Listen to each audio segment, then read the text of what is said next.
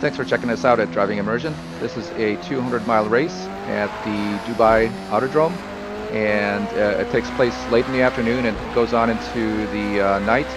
So you can expect to see some night racing here as well.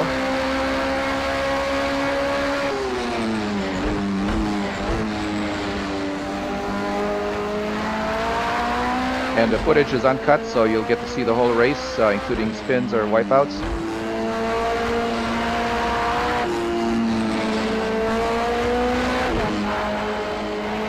There are no driver's aids except for what's available in the original car. As you can see, there is traction control available, but we have it tuned down so that you'll never see the traction control light lit up.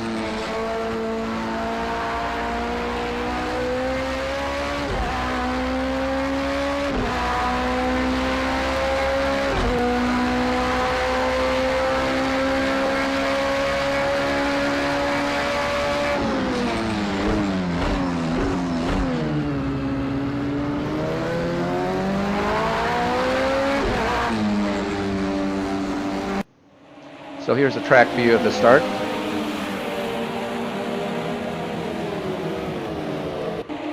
And we did get a good run. But the main goal here is to stay safe and avoid touching other cars.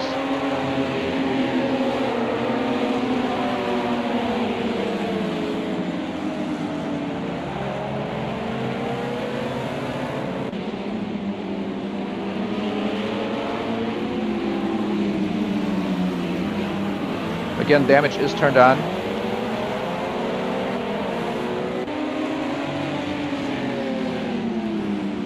So is tire wear, so is engine wear,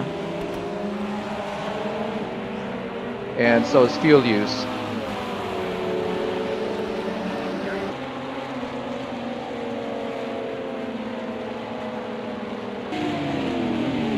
The AI is set to 100%, as well as aggressiveness.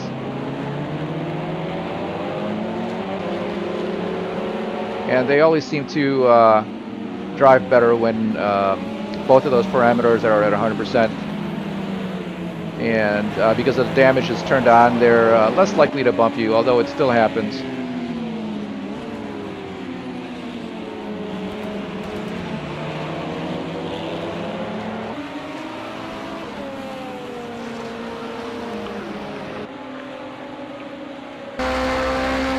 So I've got 1, 2, 3, 4 ahead of me.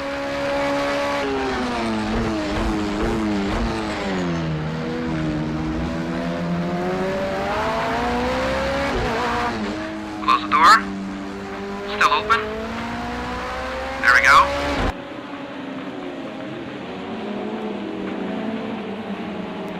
Now we've set a two-stop strategy for the race. A full tank will carry 27 laps of fuel, about 78 liters or so.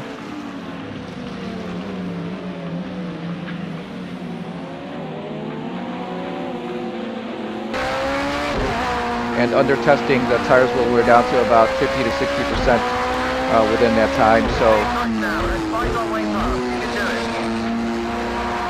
we found the best strategy was to come in every 20 or 21 laps.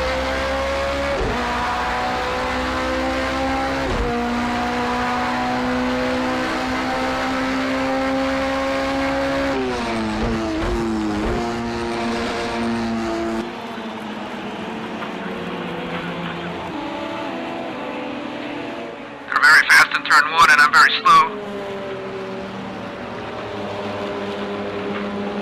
Yes, you can see here that the lead cars are able to actually take off.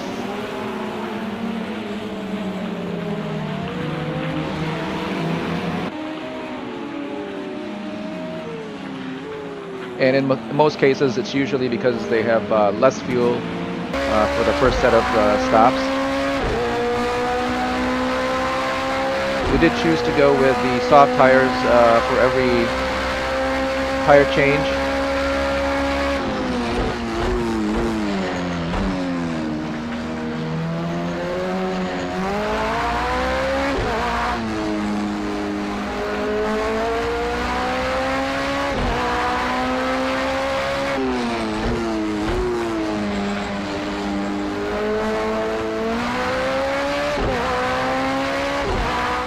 reason my rear end was to come around at the end of the turn.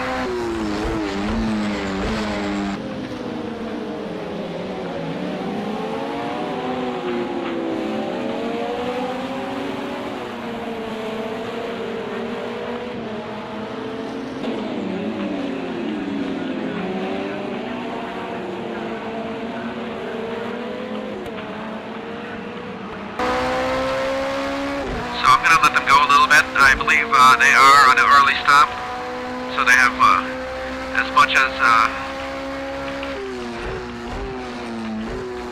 4 or 5 laps of fuel less, and maybe that's why they're able to take off.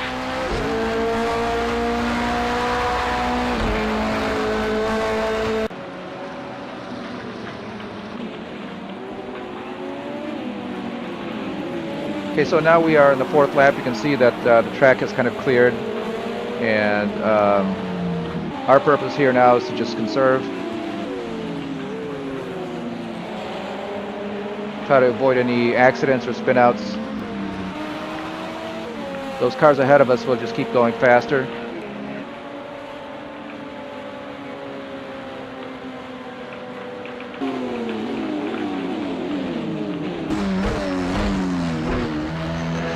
Somebody messed up.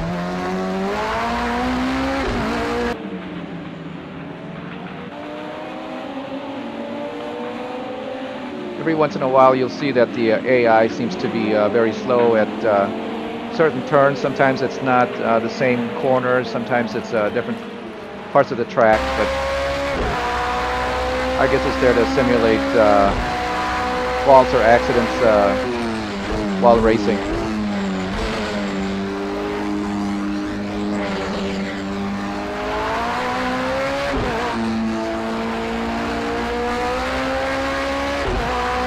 Again, thanks for checking us out. If you like the video, give us a like or a thumbs up, and you can follow us on Facebook or subscribe on YouTube. We also have a Twitch channel, also the same name, Driving Immersion. Check us out.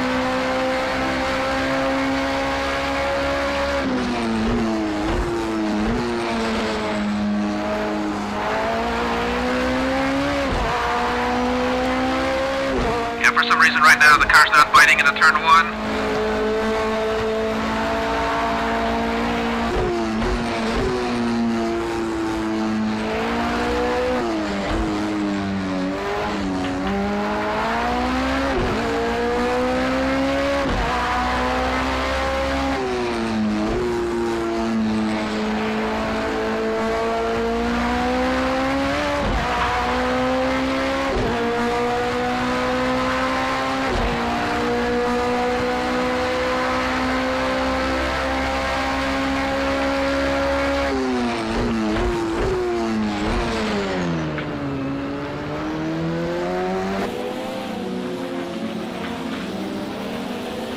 And this is the 23 car just ahead of me. You can see our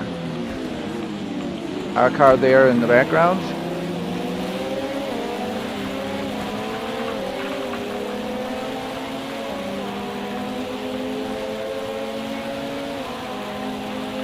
Okay, gotta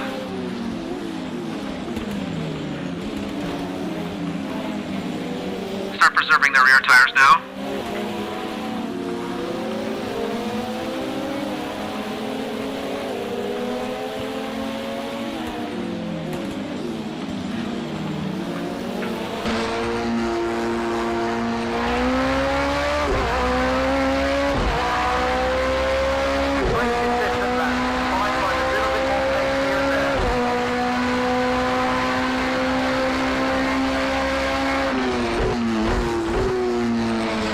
Now the car is actually pretty fast in the straights, but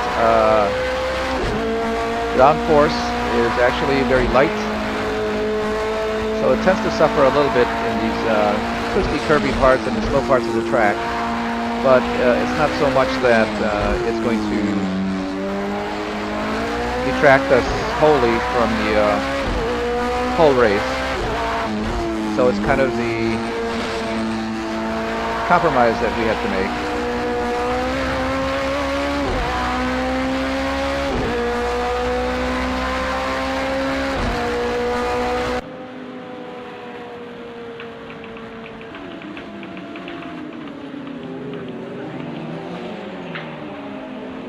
Very nice view here. You can see that the sun is starting to set, and you can tell that it's turning very orange now.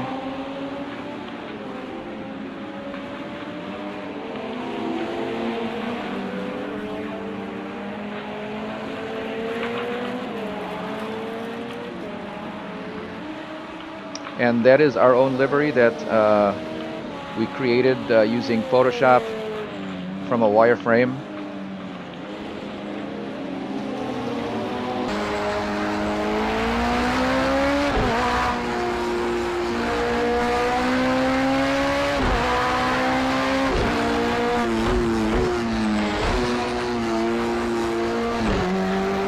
Now I configured this field of view because it's matches the closest thing to what you would see as a driver.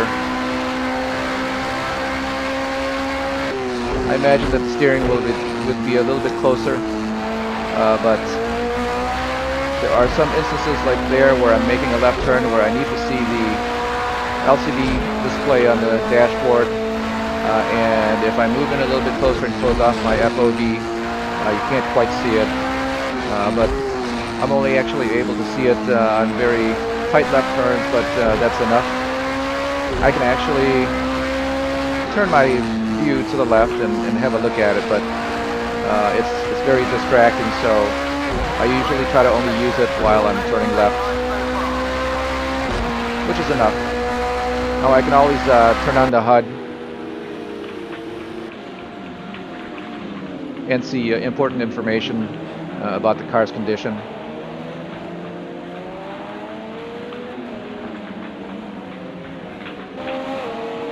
So again, it's 200 miles, so we have to just deal with what we've got.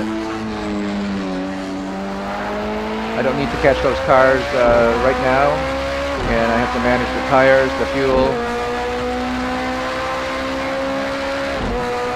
and not spin out.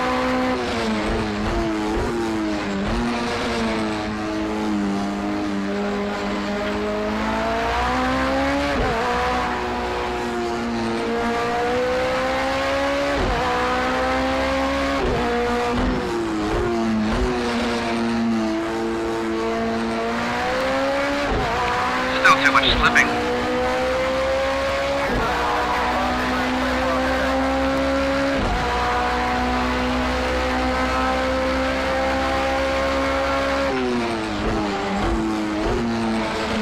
Now in this view of the HUD, you can see on the lower right hand of the screen the accelerator position with the green arc there. And to the left of that, you'll see a red arc that comes up when the brakes are applied.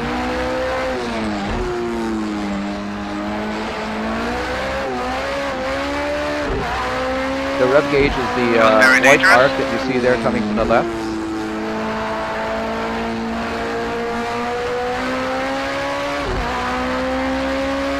And from there, you can also see the remaining liters of fuel.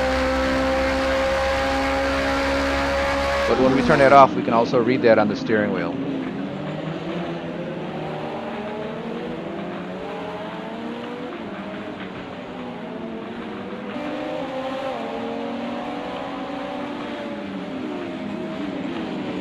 So still on pace with 1, 2, and 3.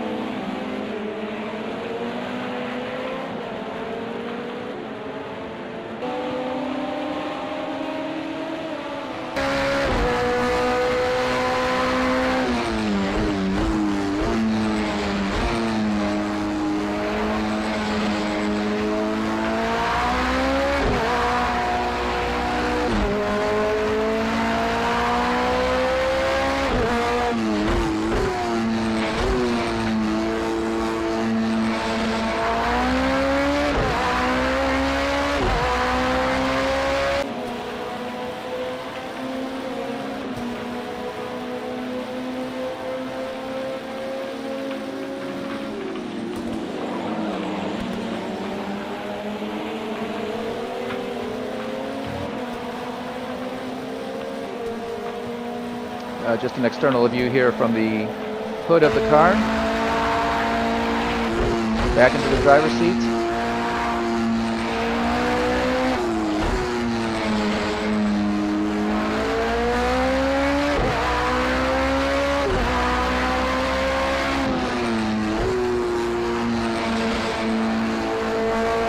There's the LCD panel on the left there that I can use to monitor the systems and the tires in the car.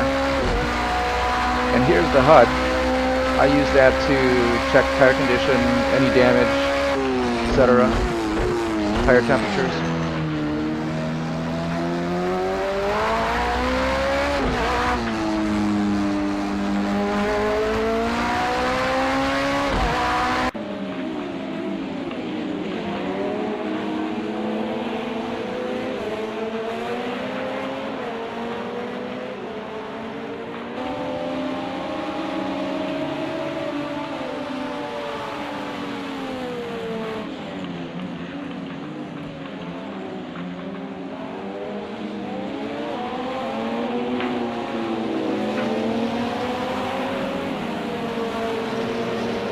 So I'm up to the leaders at this point, and I can start to see where the 23 car, which is the car ahead of me here, has some points of vulnerability.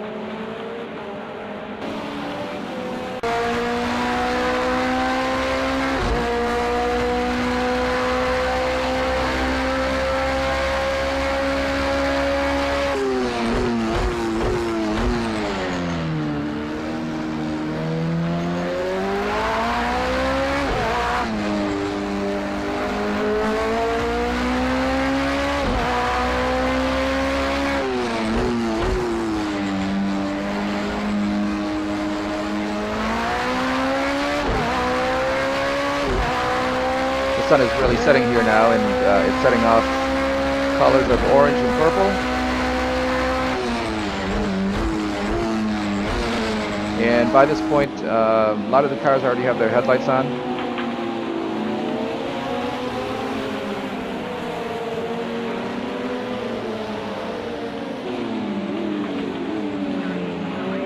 So again, that's 1, 2, 3, and myself 4. You can see there that we are catching up to the tail end of the GT3 class. Yeah, I'm too late coming out of the turns. So they're able to take off on me here.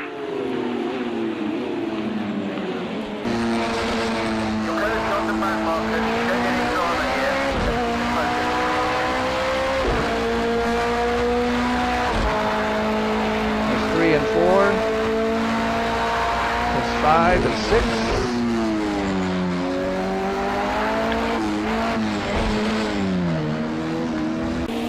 Don't touch anybody. You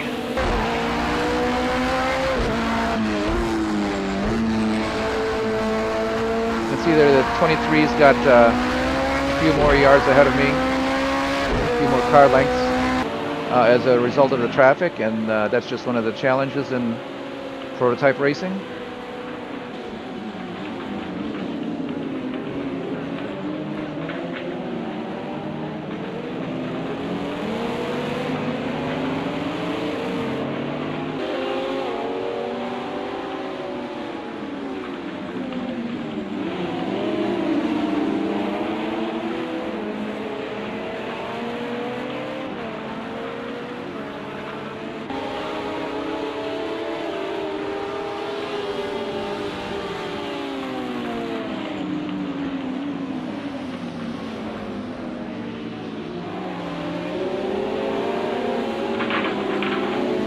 Again, it's a long race, so there's no point in taking risks.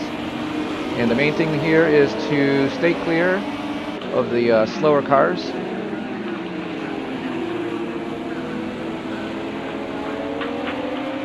Wow, what was that? That didn't work. So here I'm checking for damage in the very lower right hand of the screen. There's actually an indicator that shows in, I guess it's percentage numbers, like 1% or 13% to indicate how much damage you have. Obviously, if the front fascia or the rear wing falls off, that's 100%, and that's what would be indicated there in that little display. And I know exactly where it is, so when I flick on the HUD, I know where to look, and I see it right away, so I can turn it off and continue racing. So it'll happen very quickly, and it's only because I know where the information that I'm looking for is at.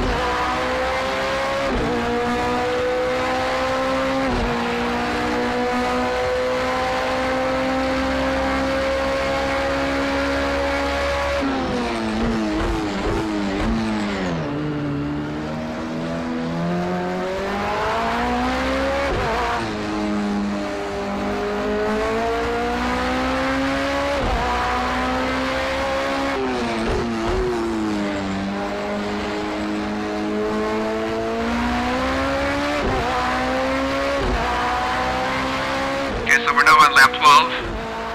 I believe one or two of those guys up there will be coming in at about 15.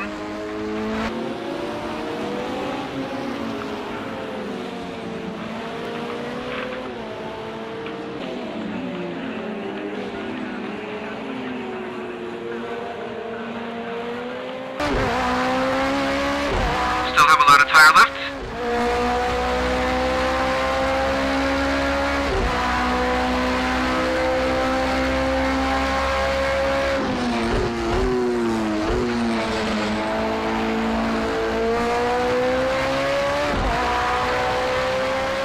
I am able at the steering wheel to flick the HUD display off to avoid any distractions.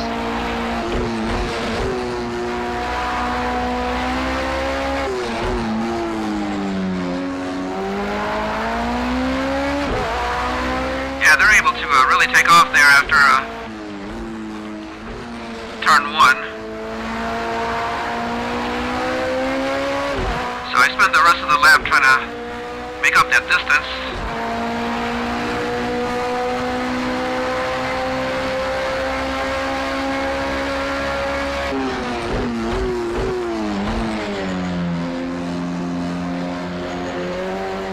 Another look at our livery here with the glowing brakes.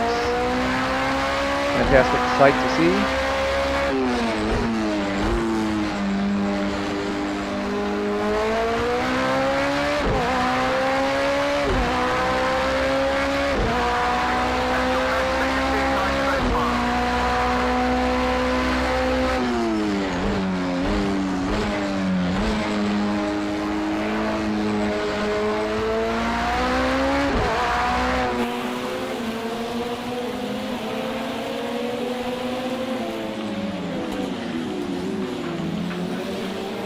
Again, there's the 23 with the 66 right behind. Another example of how they're able to take off from the corner faster than us.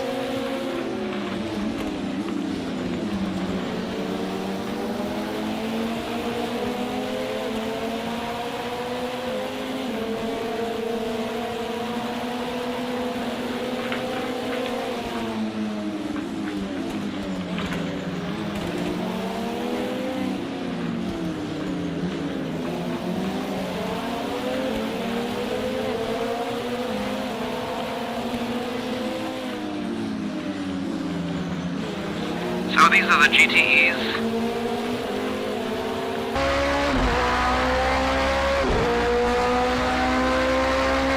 We're coming up to the GTE class now, which are the cars that actually run at Le Mans.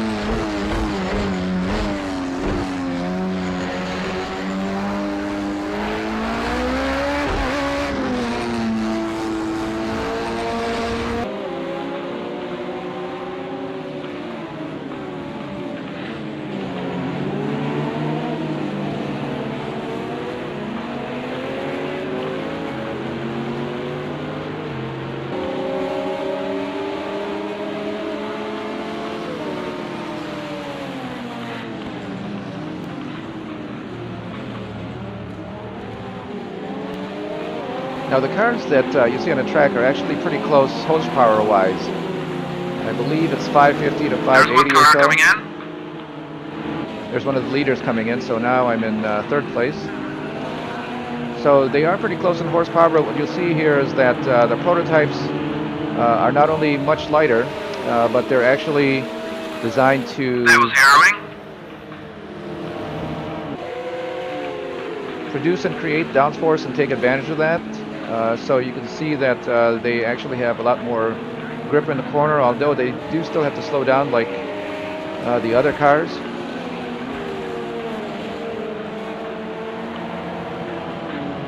So I'm right on the 23, but we are right in the middle of traffic. And again, we want to keep safe. That was a close call with the Ferrari.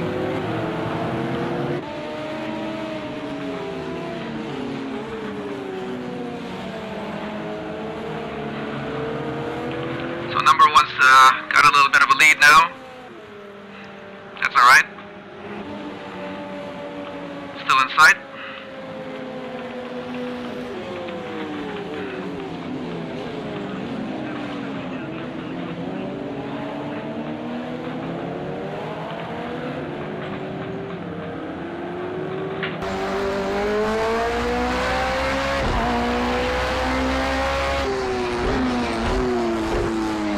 Too deep.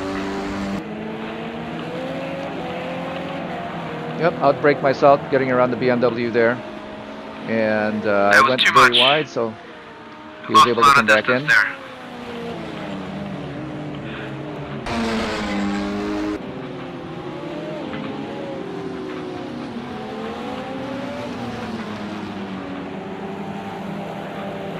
Just being patient here with the BMW. We're about to come onto the straight, so I'll take my time getting by.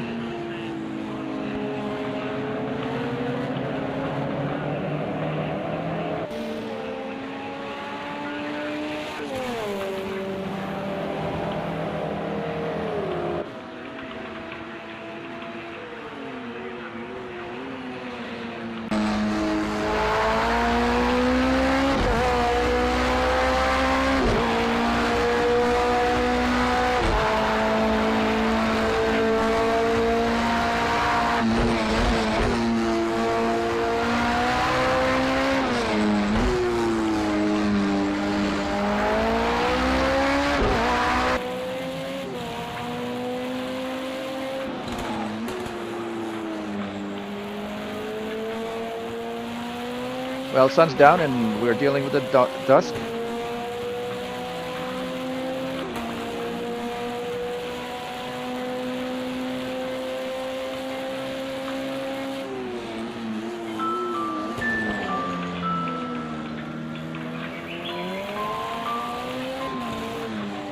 And the 66 here is still just behind the 23.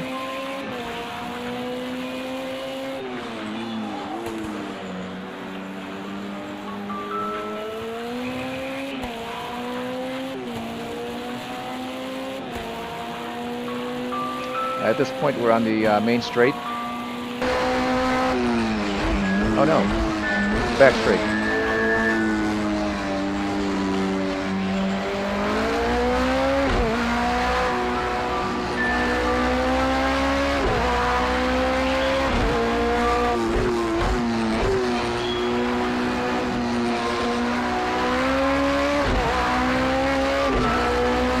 Again, there's 1 and 2 up there, and they've got a good lead ahead of us now.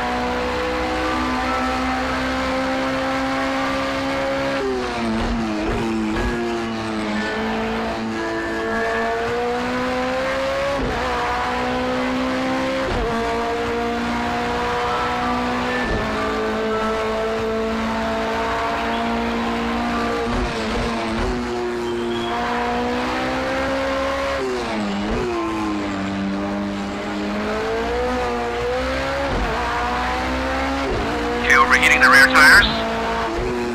Turn 8. Turn 9.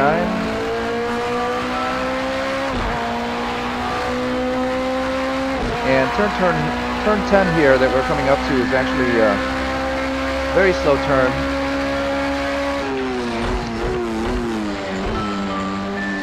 but it's actually falling away, so it's off camber, and there's still a lot of built-up inertia in the car.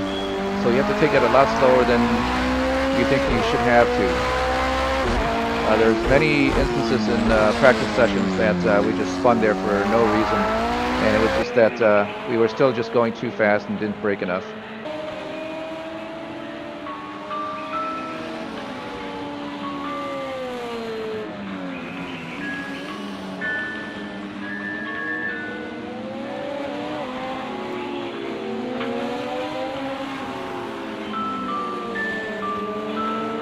Another car in the pits. 23's in.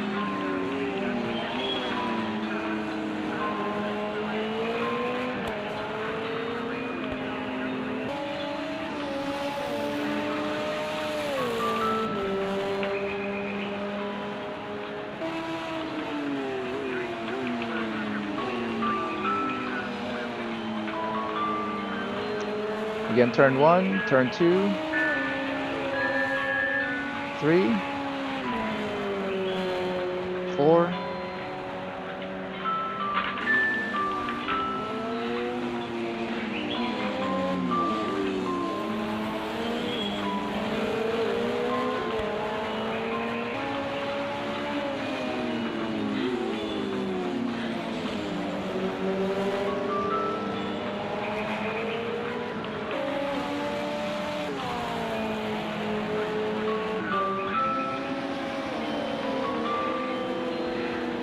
Still a long race, no need to pass. Just stay with him.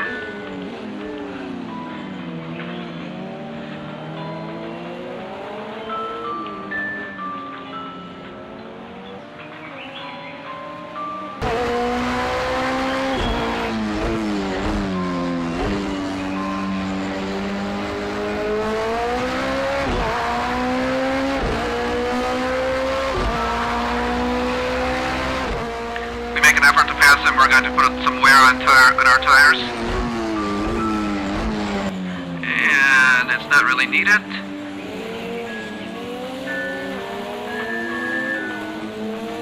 He's coming in? No?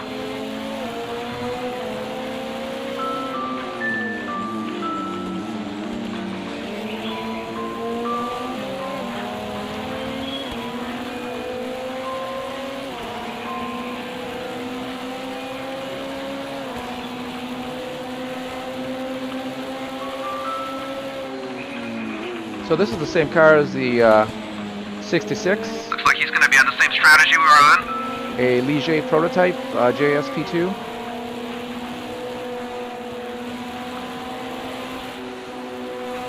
But I believe this car in real life was powered by the Honda, as it was set in 2016. The car that we're driving is also a Ligier, but it's powered by a Nissan, and all of these are V8s.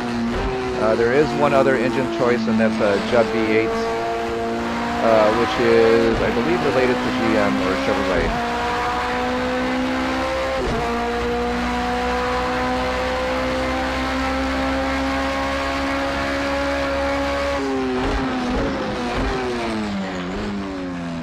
What was that? Tried to brake check me or something. Just unreasonably slow through that turn. Maybe his tires are going.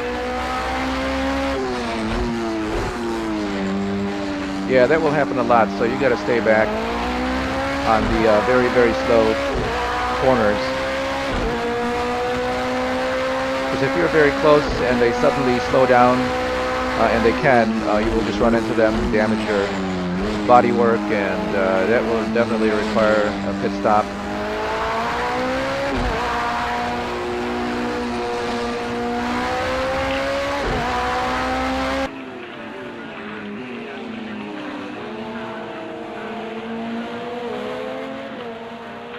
Stick with him. I believe he'll be coming in on the next one. And so will I.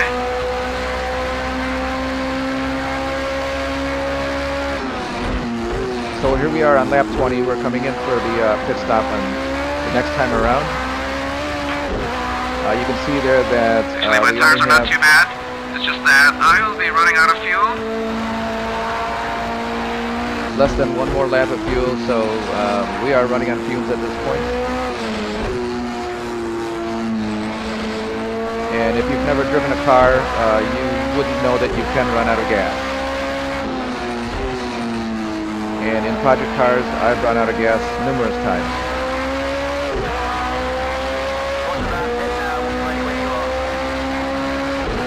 When you run out of gas, fuel light is blinking.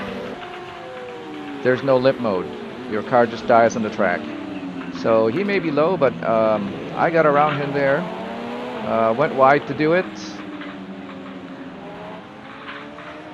And he's trying to take it back. I'm still trying to get the car back on the track.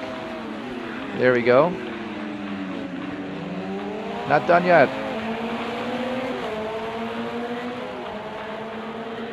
Very exciting. So he's back in front. Yes, I'm running out of fumes. Oh, there's a bump there. There's no need for that. Yeah, I do have the aggressive AI turned up to 100. He comes back again, and I'm there, so he's going to continue on. I'm going to come in for my first pit stop. There is a pit speed limit, and it starts here. He's still going, eh? Well, this tire should be worn. And if you go over that, you can get a penalty, but the easiest thing to do is to put the limiter on. Can't believe he was going that fast. With more fuel.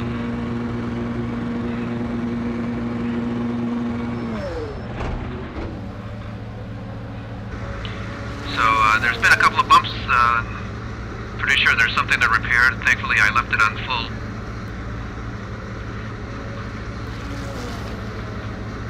You could usually skip the repair part there if you hadn't gotten any damage. I didn't look as far as the body, but I do recall when I checked it that the engine was down 6%, so that's going to multiply by the next time we come in again, so it's important that we fix it here. Perhaps if it was a third stint, we could go without fixing the engine, but still a long way to go. Definitely needed.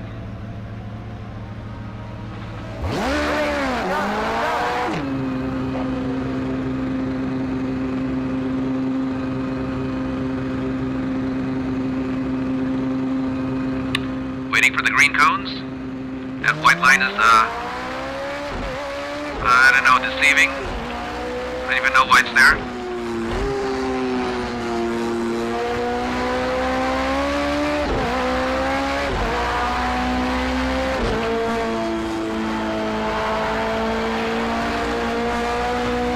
So that car ahead of me there is number 8, and he would have come in already.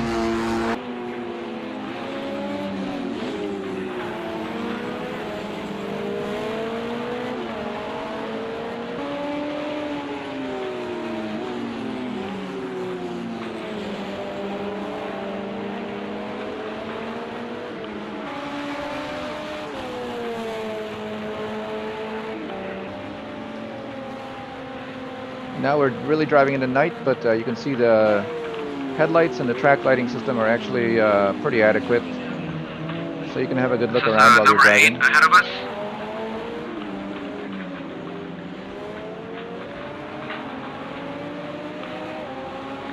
Don't know if he's actually pitted yet. So we're just going to wait until we cross the pit entrance. Perhaps he'll go in.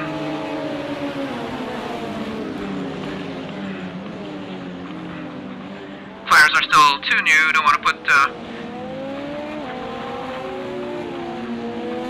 too much stress on them. No, he's not going in.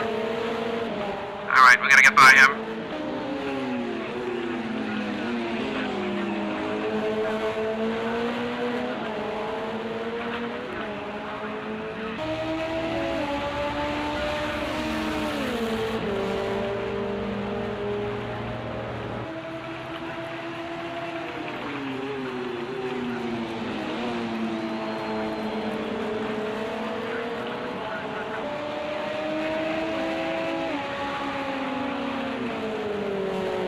Really spectacular racing at night here.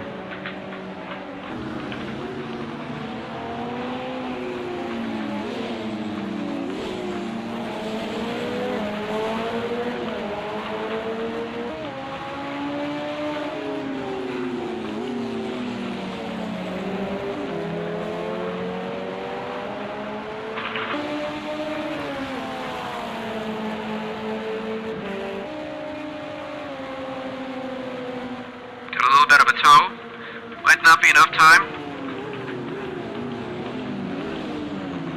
Good dive inside. He's gonna come back. Yep.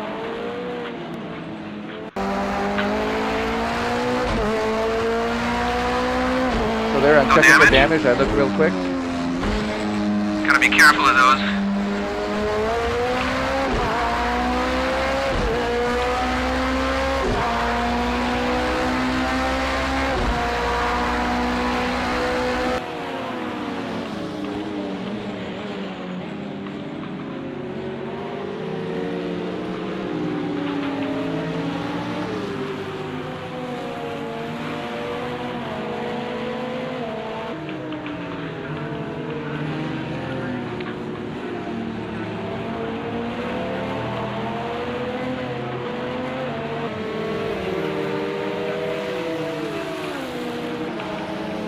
Catching up to traffic again.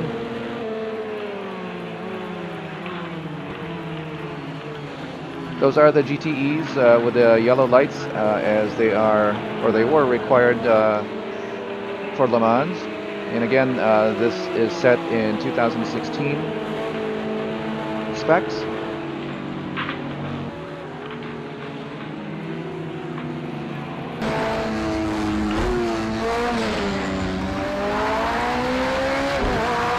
That was a lot of danger.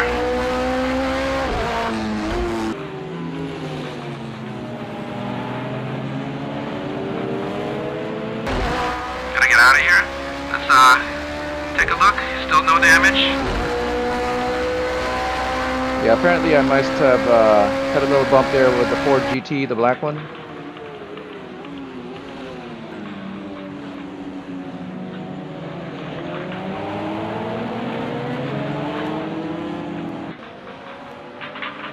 We've had races in the past where I kept on getting bumped in the back and never looked to see how much damage it produced, and all of a sudden we get a little tap, and next thing you know, the rear wing is off and we're off spinning and having to come into the pits for a long pit stop. So you got to monitor those even minor bumps on the side or the back of the car.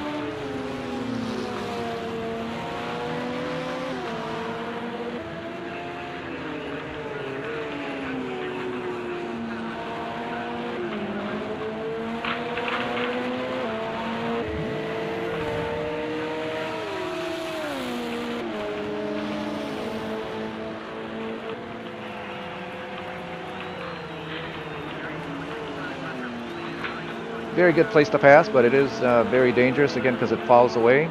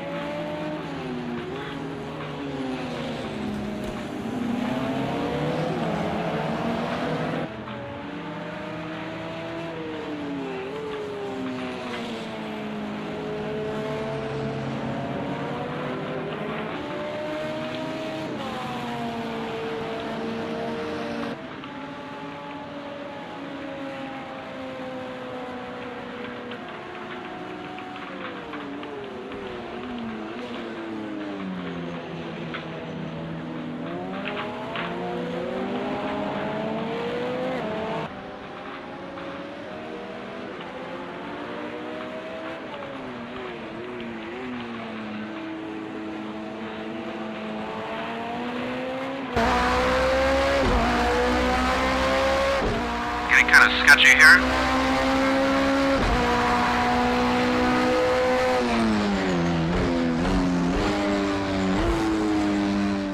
So we lost one of the brake markers coming into the hairpin.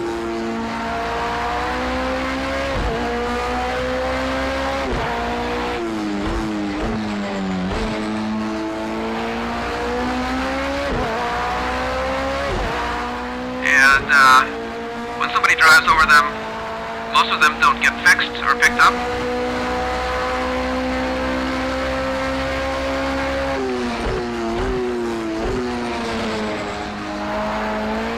Nevertheless, they are important if you are depending on seeing that brake marker in order to brake at the right place. it's going to matter a lot.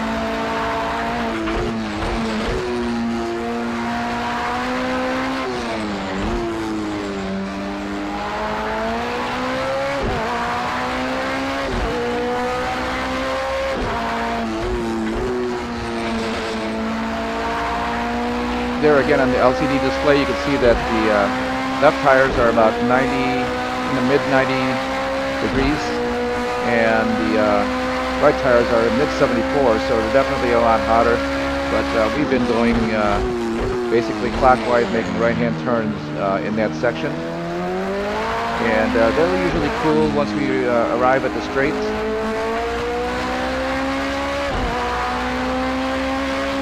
But the tires in Project Cars 2 are actually pretty reliable once you get them warmed up. I've never had a flat, and I don't think that's even possible in the game. But I have crashed into the walls and broken off front ends and rear ends, including suspension. But I've never had a flat. They do, however, wear out, so it's something to consider when you're driving.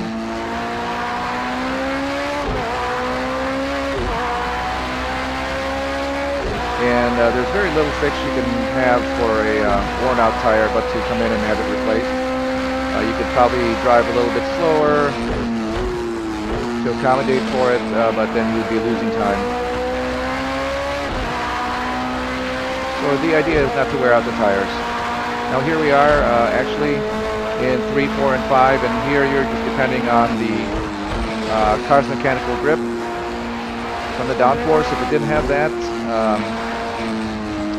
you would most likely be sliding off, and you just have to have confidence that the car and the setup that you created will keep the car on the track through that section.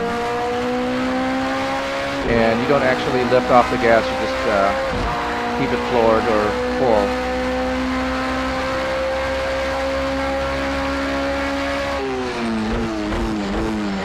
Very slow 90-degree turn here.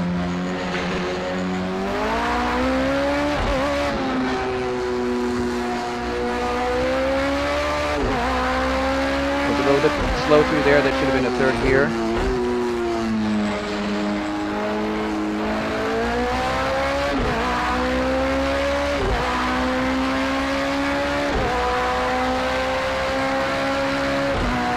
Now you're seeing those dark shadows on the track. That is a glitch with the software. There's really nothing to pinpoint them as to what they're related to. They kind of look like shadows of cars, but obviously they're not moving. After a while, they'll usually just disappear.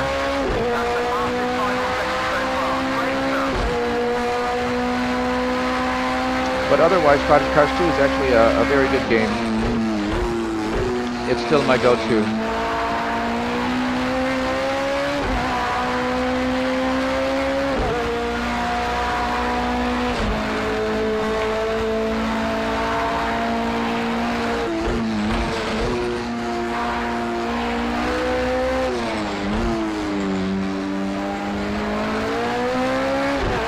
So since we don't have anyone around us right now,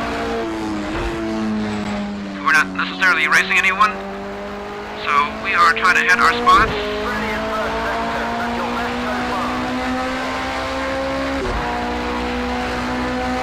Throughout the race, you'll see this HUD turned on, and what I'm doing is I'm using that number that's in the middle portion of the top of the screen, and that indicates A little too deep there. how we're doing time-wise, if I'm having a slow lap or a fast lap.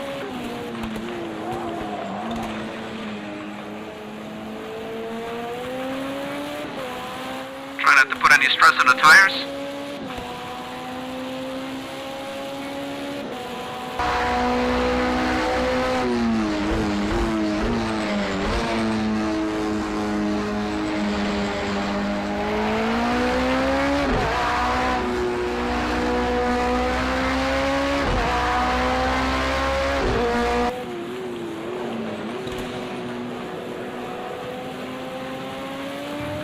Great view of the glowing brakes there.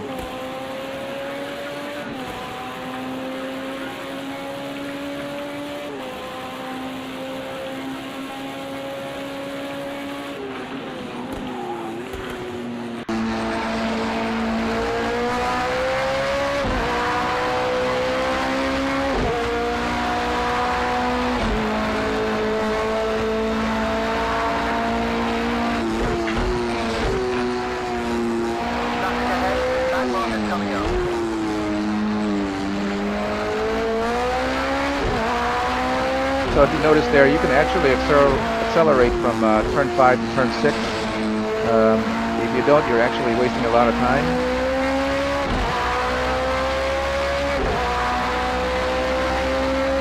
So we have a Mercedes GT3. Here's a Nissan GTR GT3. Here's a Cadillac. I don't believe that races anymore. And we have the Audi up here. Wow. Don't know what happened there, but that would have been a hard hit. So there's just an example of how once in a while the AI will just become very slow, and you just have to be aware enough to avoid them. That time I was, but it would have been a very, very hard hit if I didn't react right away and pull to the right. And now he's several cars behind me. Way out of That's how sorts. fast things happen.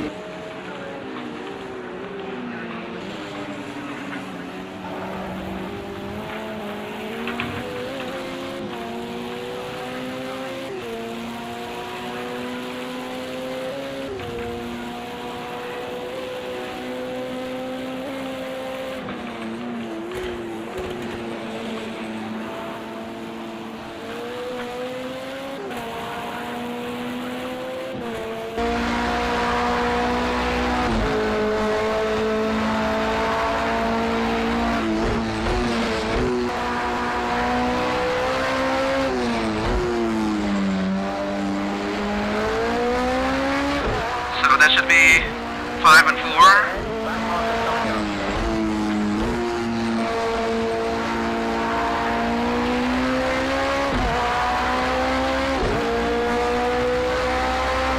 I don't know how they got ahead of me. Maybe I had a slow pit stop. Yeah, so if you haven't noticed, we've been slowly making our way to the front. When we came out of the pits, we were in 9th place, and since then we are up to, I believe, number 4, 4th place. Got lucky there. Very tough place to pass cars. Again, because it's off camber 90 degree, but it's also very tight through there. And we drove past 3 cars, so.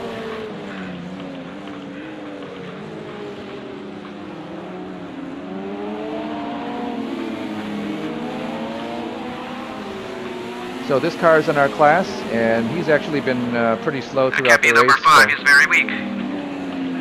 Should be able to get by him. No danger. Yep, no risk. Not looking for danger.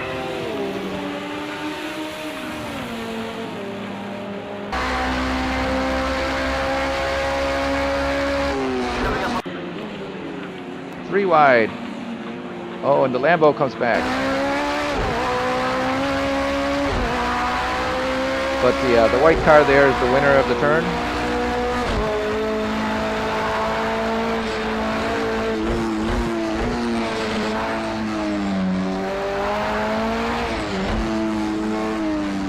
So that was an example of how much time is lost there. That was not number 5. Between 5 and 6. I got by him.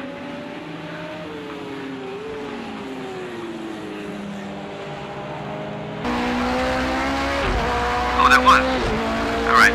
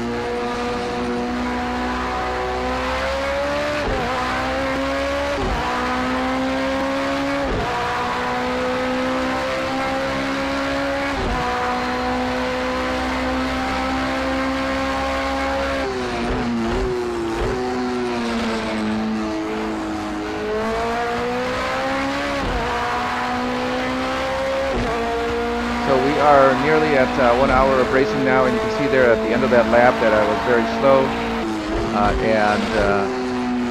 I guess it's human nature. After a certain amount of time, your attention or your concentration just falls off, and sometimes it takes a few seconds to regain composure.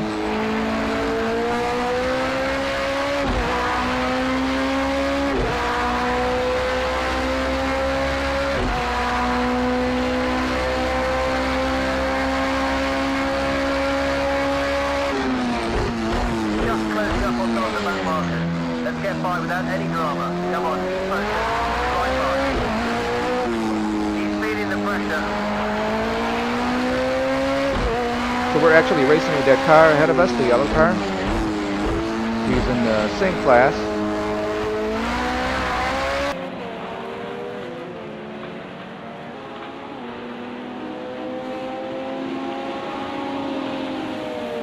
So we need to get by. Too deep.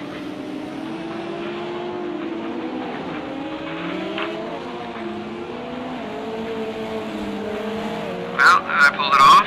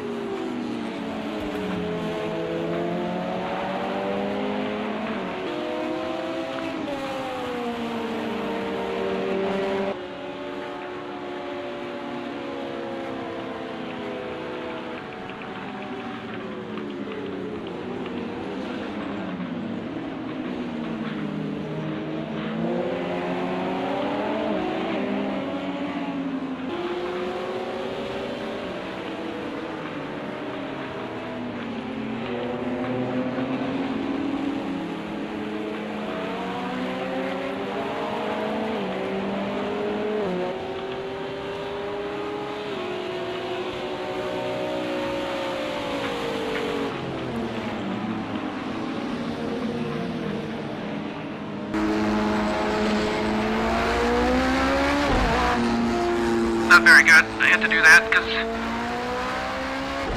he was on the outside where I would have gone.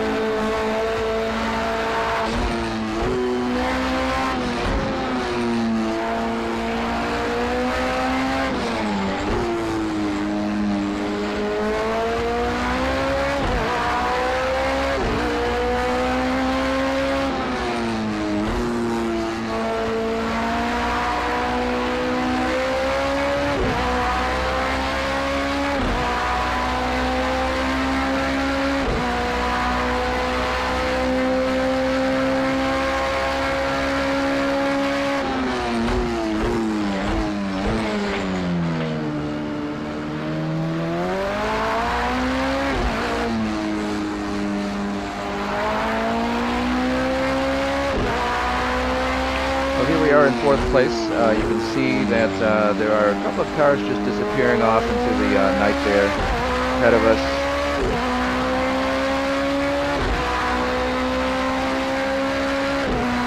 And a look back indicates that there is somebody back there, but not of a challenge position.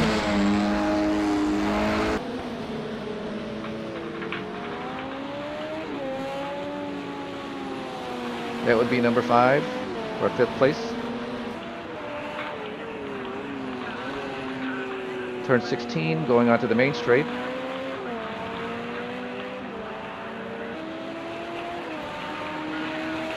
And those look like prototype cars ahead of us, so those would be in the same class.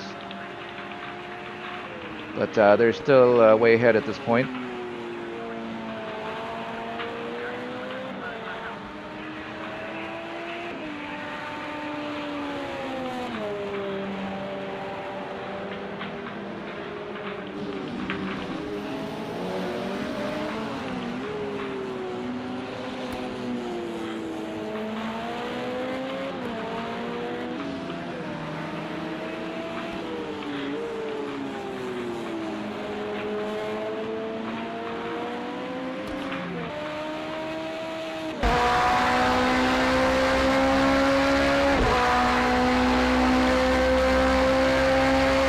Everything looks normal.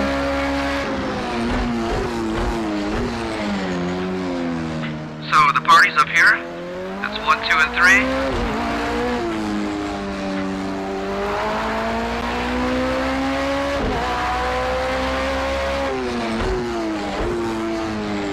Still a long race to go.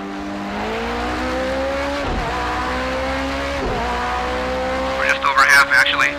Lap 34, 61.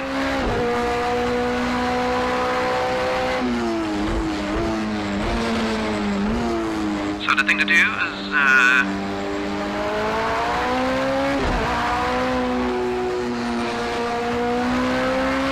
drive calmly and consistently. Traffic ahead, but don't get held up in cut through. Yes, Project Cars 2 does not have a reset or a replay like F1 2019 or the F1 games. So if you spin or wipe out or crash, there's no way to take that back. But with Project Cars 2, if you drive very well, near the limit, consistently, and hitting most of your spots on the track correctly, it will reward you with very good lap times, and you can catch up actually pretty fast if you can just do that consistently. But again, once you spin or wipe out, it will erase any advantage that you may have created. It just takes one of these guys to knock your wing off, and your race is done. Again, you got to watch out for the GTEs and the GT3s here.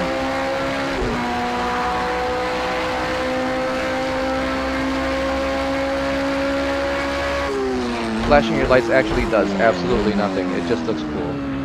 Especially knowing that those guys are just right up there.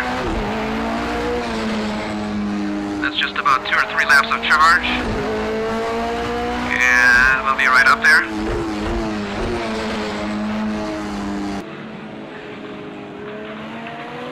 Again, that would be 2 or 3 laps of very good consistent laps. Without accidents.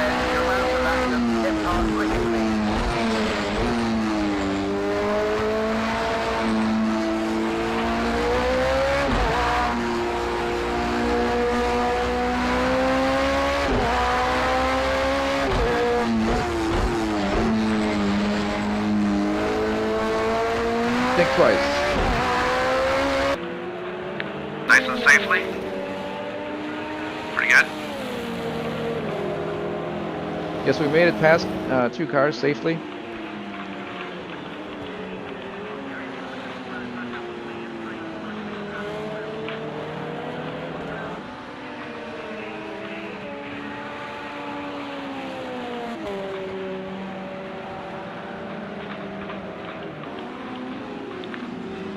Again, this section here replicates the S's that are created in most newer tracks, and it's a continuing or repeating transfer of weight from the left to the right for several turns,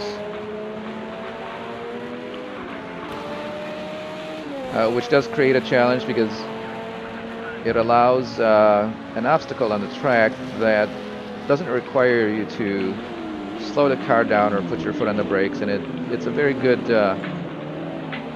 test or testament to the car's handling if you can make it through there without stepping on the brakes or letting off on the gas. And I think that's why they have them in modern tracks today.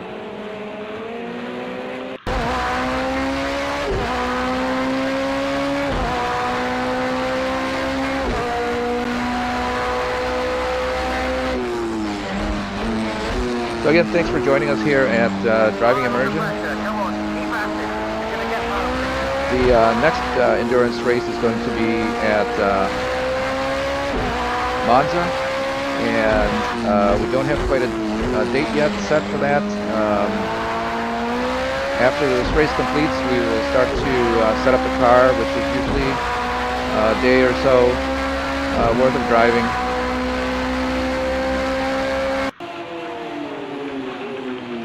But if you subscribe or follow us here on YouTube or Facebook, you can get notifications when that race will be aired. And we are working on putting together a schedule. We try to follow the race venues that the Endurance Championship goes to. Oh, and here's a spin. Not the way Let's to not do make it. it costly. Oh, Oh, what's that? Come on, guys. This yeah, car there's no just- need for that. All right, you just gotta gather yourself here. Get back on the track. Check for damage.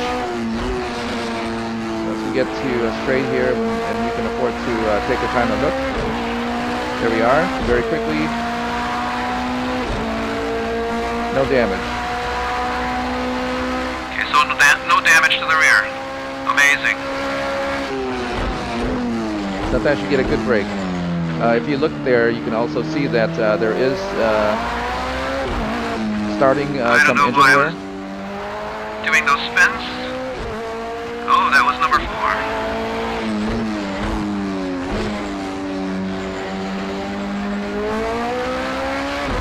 Should get a penalty for that. If there was some sort of penalty system for Project Cars 2.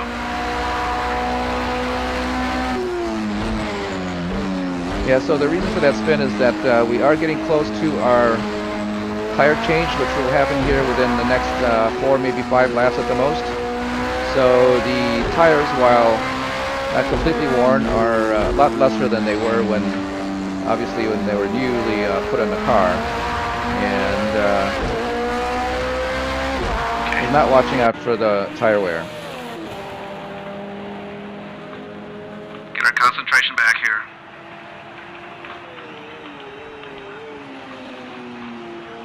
Yeah, usually when you have a crash or a spin, you gotta gather yourself up and get back in the mode there. I believe a couple of cars pitted.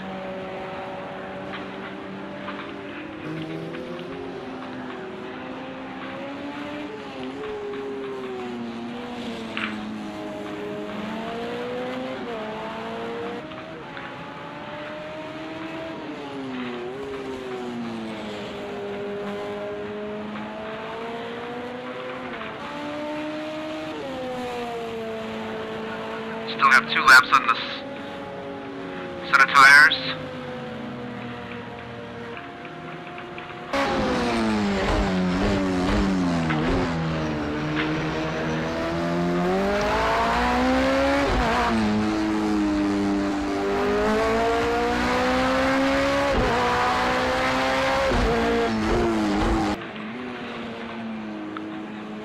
Yeah, so as you're watching, you will notice that Project Cars 2 is actually still a very, very good game. Graphically, most games are still not up to this level. The time change and the weather change still can't be beat. There are mods, of course, to the other games, but those are mods. And again, those games came after this game, so when Project Cars 2 came out, it was ahead of its time. And people complain about the driving aspect of the game, but you know what? As we come up to turn 1 here, you can feel the washboard texture of the track, and you can hear the tires. If you can just tune your audio a little bit, you can hear them just going over and gripping. but it's not. The sound is not overwhelming with skidding tires because unless you're spinning, the tires are actually not skidding or making a screeching noise while you're driving. That's just not real life unless you have street tires on a car. But these are slicks, so unless you're spinning, they won't screech. And in that way, you know, Project Cars is still a very good simulation game.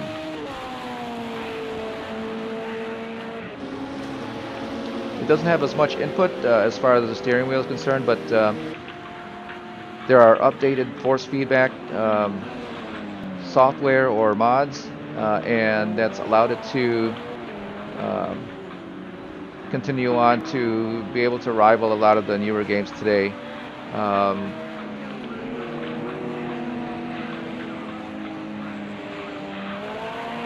Race Room 3 experience actually has very good detailed force feedback, and up until the last about 6 or 8 months, they've always been very up to date with a lot of aspects like that as a sim. But it's not that much more that I would give this game up, just because the graphics and even racing experience is not up to this level. And one of the popular games, iRacing, up until about 5 months ago, was not even close. I have always called it a PS3 game just because of the graphics, and that's stretching it. However, it does very well because the mechanics, the force feedback are actually very detailed.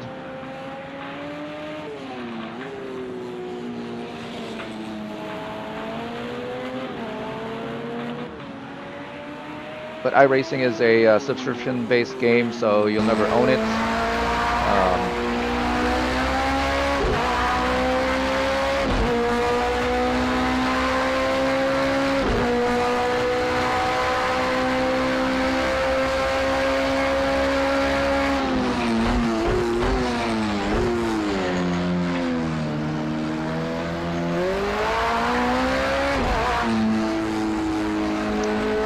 Right now, in 2020, 3 years after this game came out, this is still the only game that you can drive full-fledged prototype cars.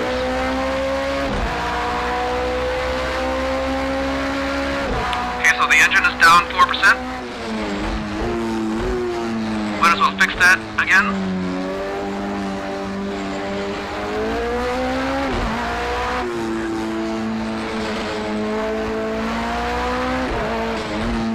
Here we are coming into our second stop, and it's going to be our last one.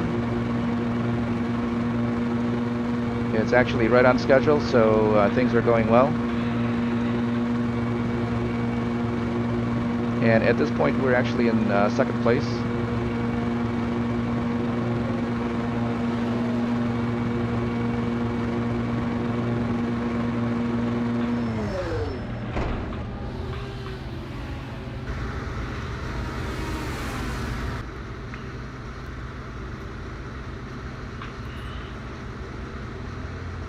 And if you're not familiar with endurance racing, the fuel is usually first in the pits, and they can't work on the car until you're done fueling. And again, I believe that's due to safety. So we've done the fuel, which is very short, and we've done the tire change, and now we're doing some repairs again for the second stop. For the second stop, I didn't change the strategy, and I left the repairs turned on because you can actually come through the pits and have just fuel put in for whatever number that you programmed, or you can have a full pit stop with tire change, repairs, and fuel.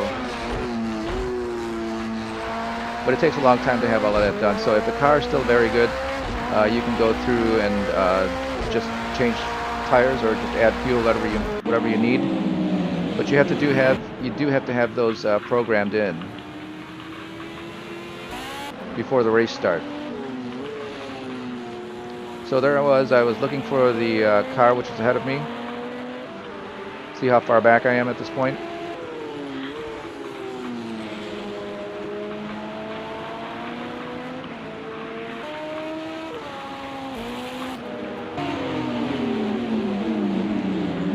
So there are a couple of, well, quite a few cars ahead of me here. You can see that I will have to make my way around or just let them come into the pits, as they would have to do that as well. Again, there is a maximum of 27 laps of fuel that you can put on.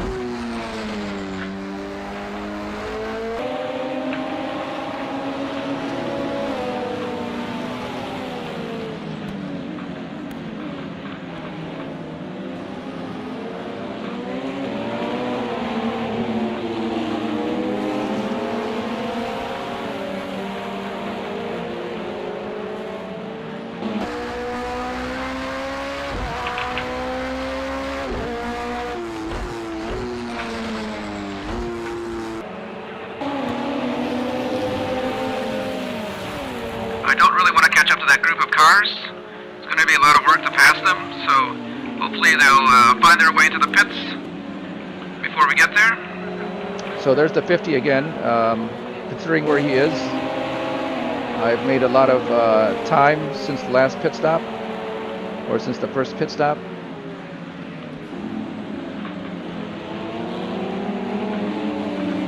So I believe he'll have to come in, obviously, again before the end of the race.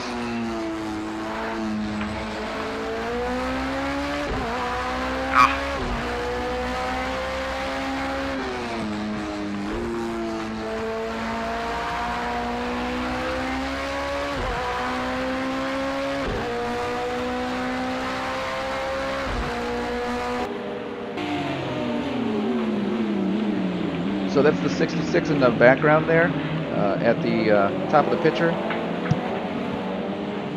And I've learned that after you put new tires on, you don't want to put a lot of stress on them right away. You kind of have to just treat them as if they were warm, and let them wear in and warm as you go around the track. And sometimes it takes 3 or 4 laps.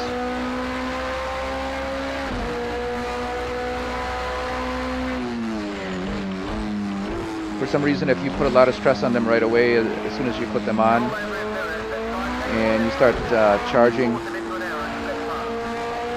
I've experienced a lot of early or premature wear on the tires. So I'm just trying to take it easy here, and I know that most of these cars will probably have to come in and refuel or change tires again.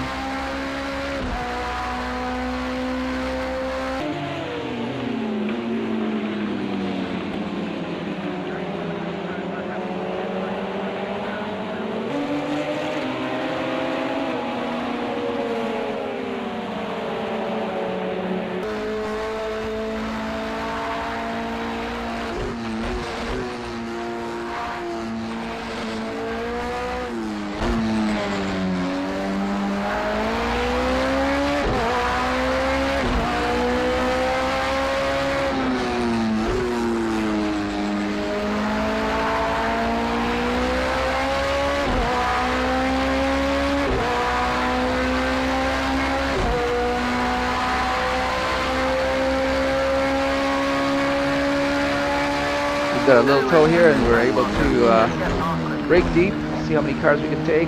Really not the best way or the correct way to do that, but when the AI is bunched up in a turn like that, there's usually a way around.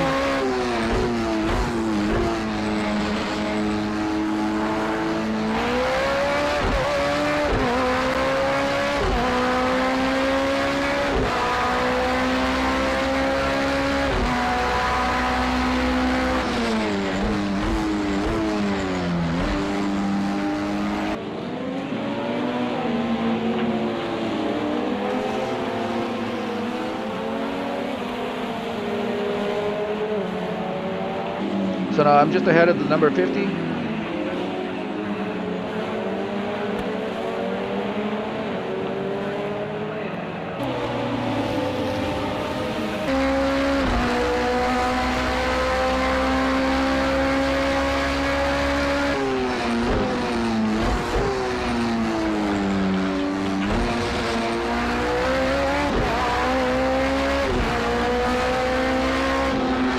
Went wide way off course. I was trying to avoid the car in front. I've got dirty tires.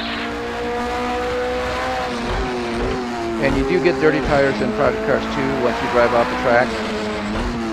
It's not as dramatic as hearing the rocks hit the car as they fly off the tires, but you can feel that it's definitely probably about 20, maybe 25% less grip once the tires are dirty.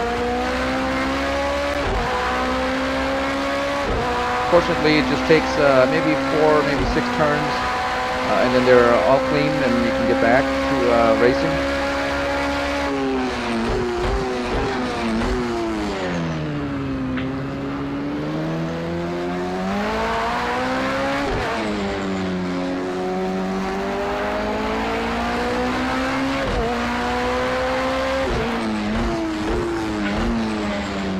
So I'm back to where I was.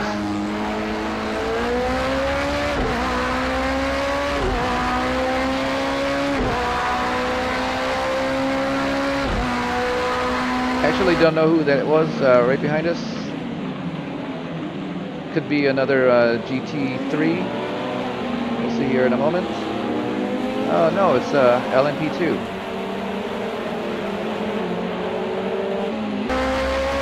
It looks like the number 23. And he's at the tail end of this group here.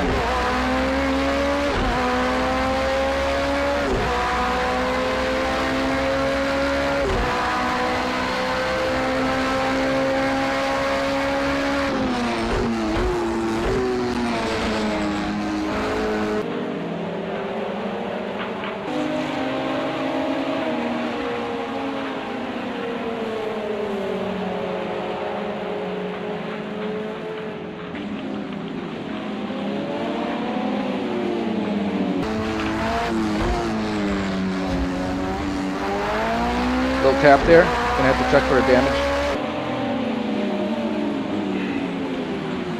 Not too bad, as neither car ended up spinning.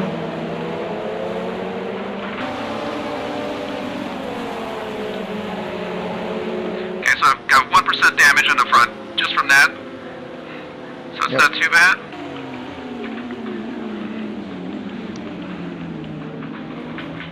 Don't touch me.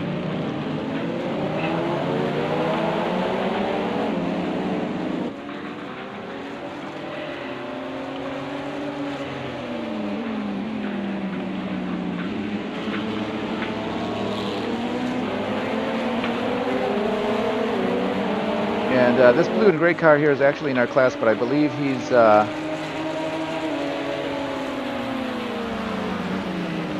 maybe a lap back or so, or he's going really slow, or he will be lapped.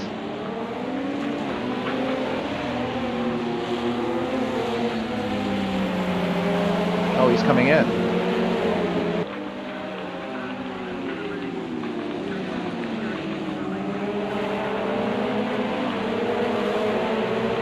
So this is the race. I'm now in the lead. It looks like everybody's made their last.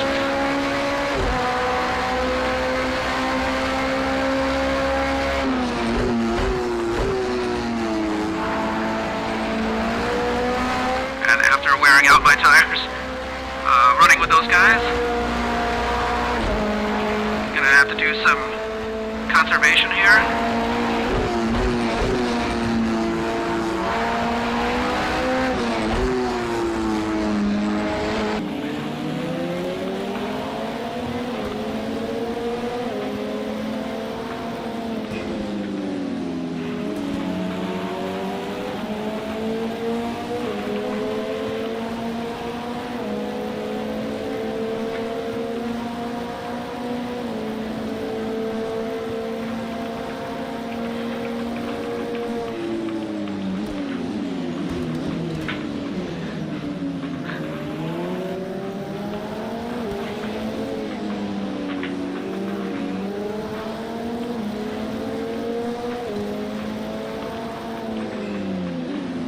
Want to be skidding.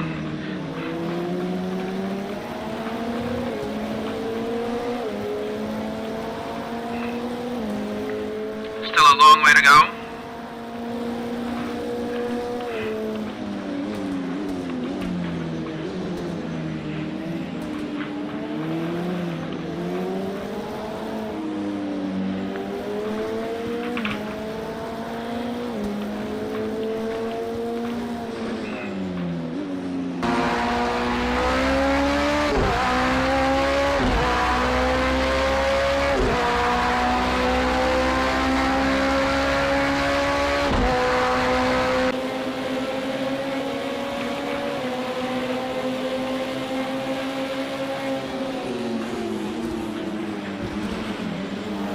some of the action behind us here.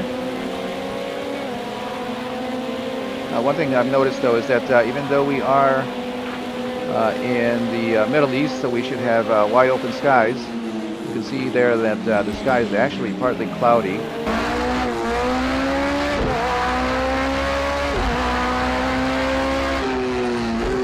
I've actually run a race in Willow Springs on a clear night, and because it is wide open there, you can actually see the stars, and depending on the time, you can also see the moon in full view.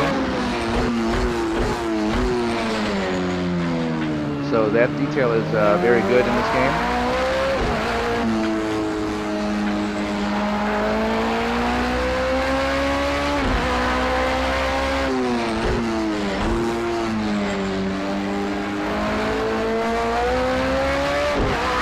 Another detail.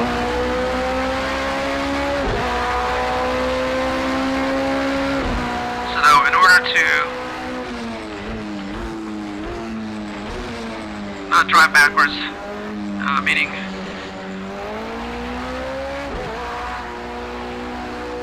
base my driving on the guy behind me,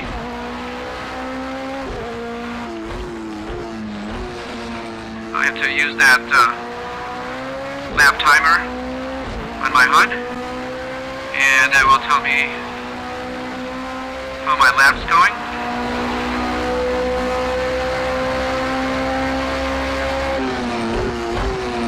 Yes, another detail I have to mention is the weather in Project Cars 2. The rain effects is actually not finely detailed, but it's actually very good, as the spray of water is more pixelated than it looks atomized. You're about to pass the back marker. Just keep it clean, no risk. However, the game does very well in portraying the water droplets and the wet track and the wet cars, and even the difficulty in being able to see once you're behind the wheel. All of that is actually replicated very well in this game, and all of the weather changes are actually done very well, considering this is back in 2017 when this game came out. But here at the Dubai Autodrome, where it rarely ever rains, if it does, we're not going to have any rain in this race. Sure is a lot of traffic, and he's sticking right on my tail. I think if we were in Belgium, our likelihood for rain would be very good. Or at Silverstone.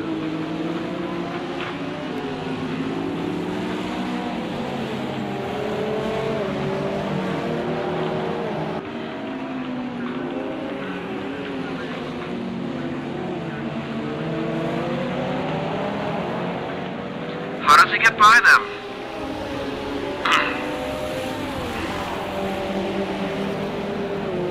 Yes, I'm looking at the cars behind me now, and I can see that they're able to get past the slower traffic a lot more easily than I am, but again, that's part of the difficulty settings, I guess. And for the most part, it's still very realistic. There, I just was in the wrong place through the turn, and he was able to get by. Again, we have to work very safely to get through all of this traffic, and that's a lot of traffic. Very slow GT3 there, the Audi again.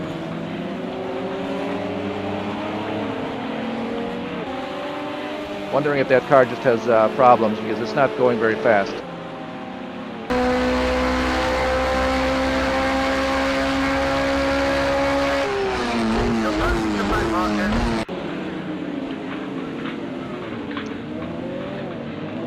Take a stab at him, and we collide in the very slow turn. Checking damage.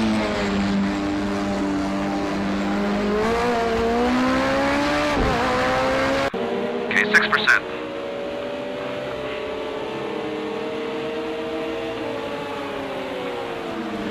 So the HUD displayed 6% of damage in the front, which is still manageable, but it's a lot. If it was 14% or 17%, that's something that you would be struggling with to continue on in the race.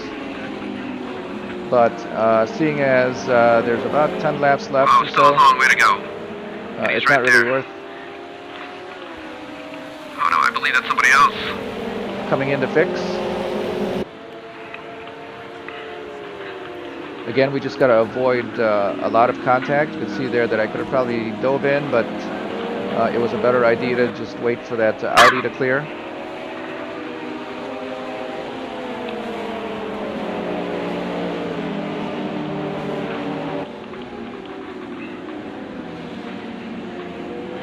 And I don't know if the 50 or that yellow car actually bumped me back there, but let's see. Very slow Ferrari in a very slow part.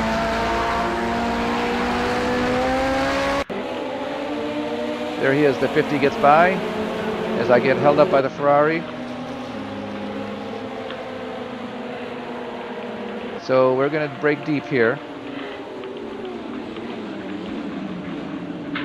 Back you up.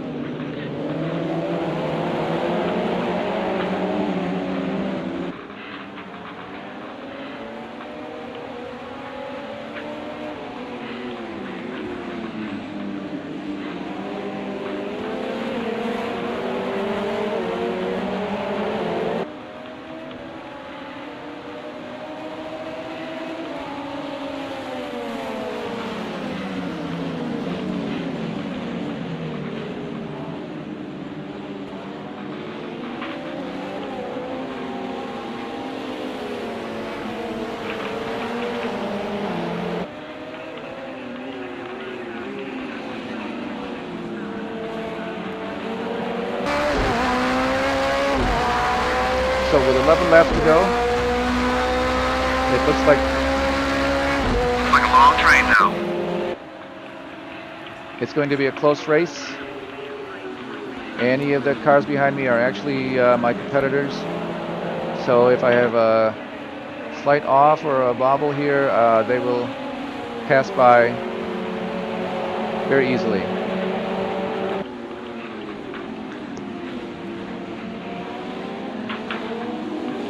There we are, a little wide.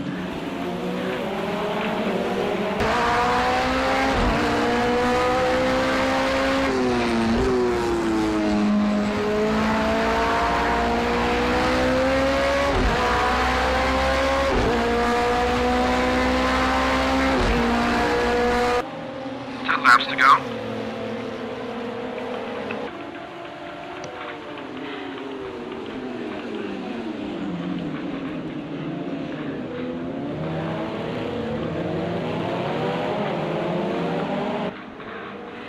Have to back him up there and give him a little brake check.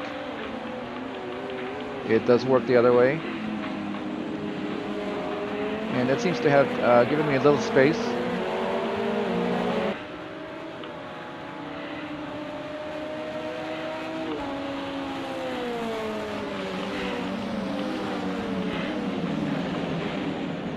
And when you back somebody up, you slow them down enough so that somebody else can come in, and you can see there that he's going to have to fight off the other two cars now.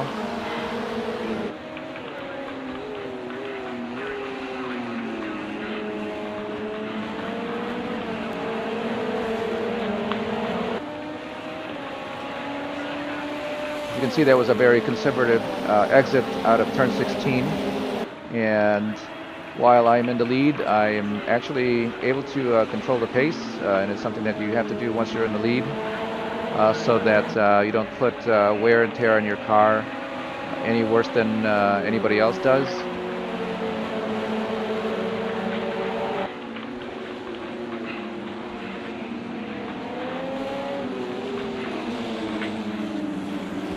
So this should be 9 laps to go. And the car does exhibit a little bit of loss in grip.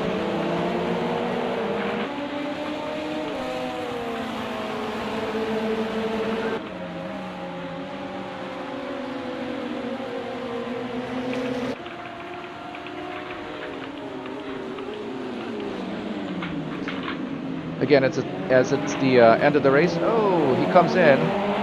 Let's see if there's any damage. Now, it wasn't enough to detract or remove either car from its original path, so it shouldn't have been that heavy. Let's see.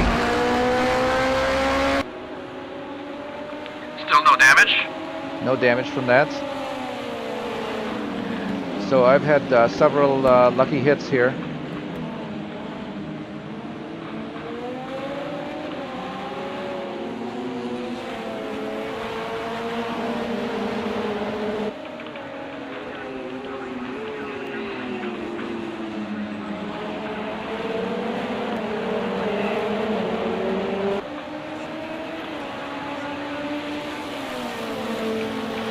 I move in a little bit just so that I can break the toe. But obviously he's got good speed in the straights. And I was racing with him earlier. So he is actually pretty fast, the number 50.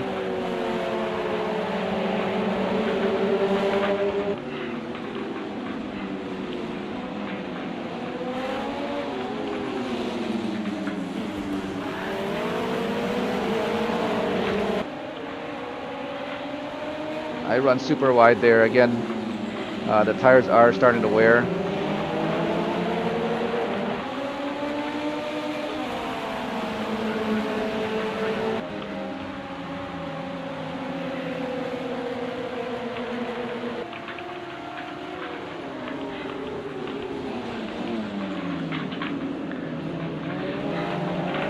Closing the door, he's going to try it again. This time, no impact.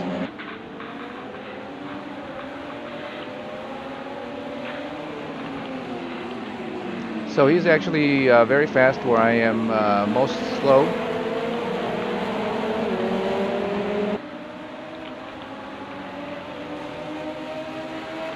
We've got some traffic ahead, and let's see how this turns out.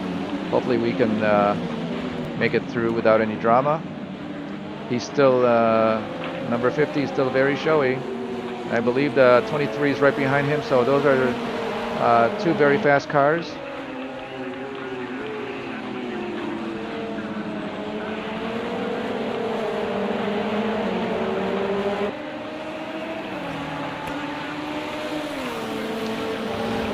Stress is starting to build up here. It's been several laps that they've been challenging behind me, and we only have a handful of laps left to go. Starting to lose my tires.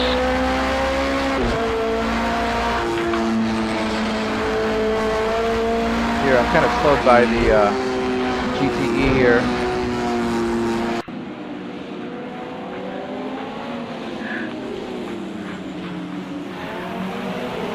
Run wide again. Going away.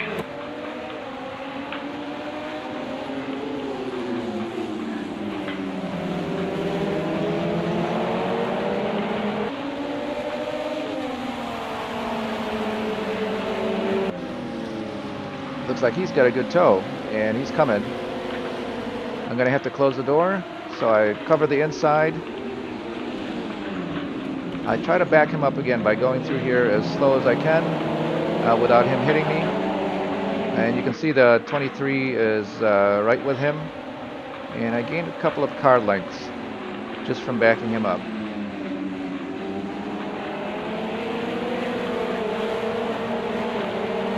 But the 50 here is very fast in the straights, and at the same time he has no problems in the curvy parts. Another dive.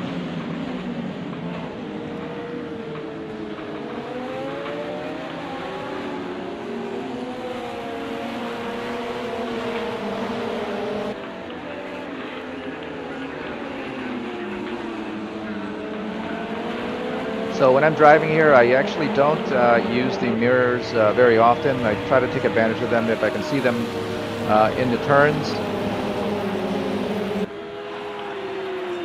I do use the proximity indicators that tells me if they are close.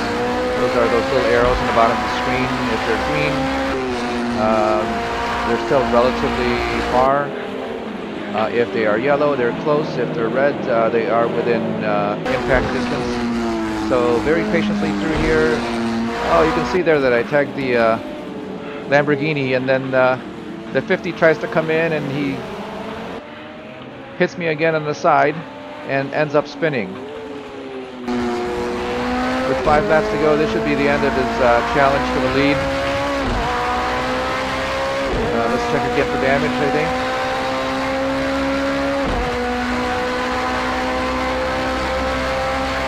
Nope, we didn't check for damage. We must, well, at this point, you've got to run what you brung. And no matter what the car's got or doesn't have, you got to use whatever it is. You can see now that 23 is right behind me. The gray and red car. And he's also very fast. In the beginning of the race, he was very fast. I believe the engine's going down.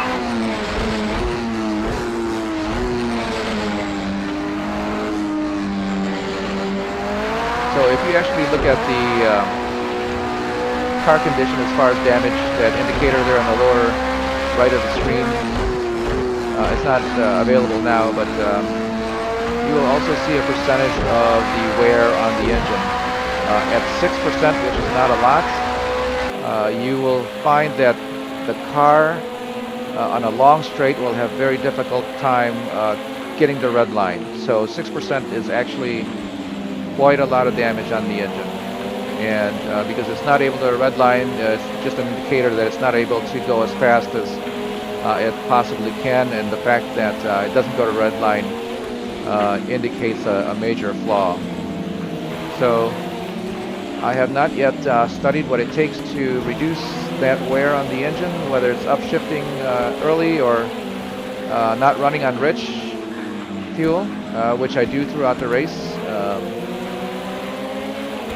That may be something to consider in the future. I know in Formula One that if you run rich too long, you do produce more wear on the engine, or if you run lean too long, you also produce damage to the engine.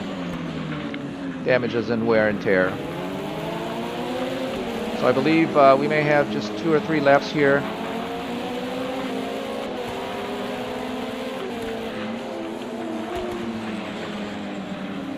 With reduced engine power, and we are going to be struggling to keep them back. It's likely that they're also experiencing the same thing with their cars, but there's no way of knowing.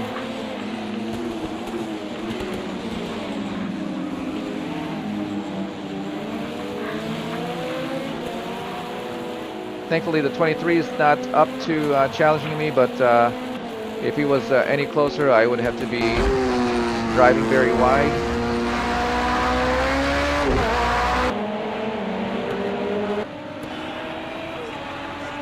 Come on.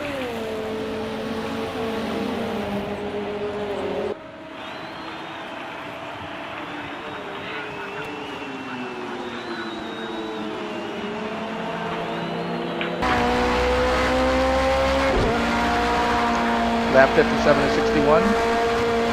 Wow. That was the 23, and I got hit on the right-hand side.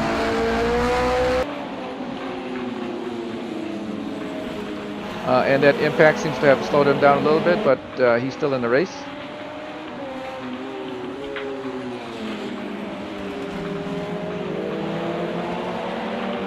I didn't think tires would get this bad. Wow, look at that.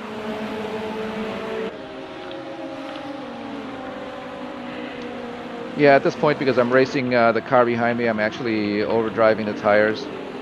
I guess I could probably just take a little bit easy. Very wide there, very slow to exit.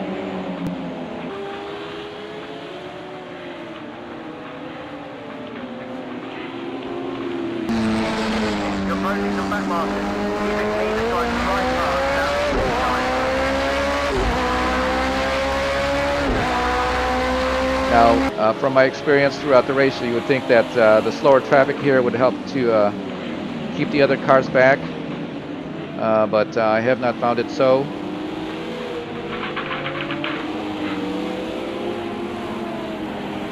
The other cars actually are able to get through fairly easily.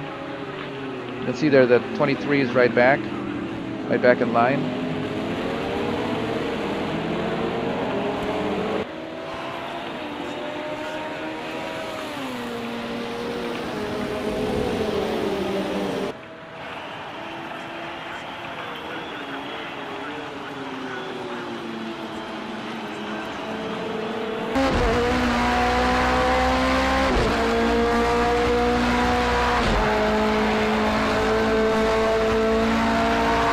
Lap 58 now on short shifting just a little bit.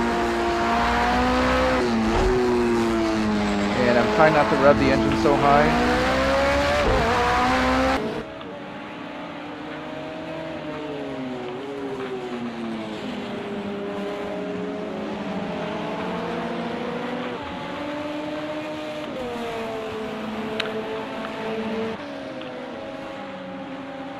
The further I pull away, the faster he comes at me.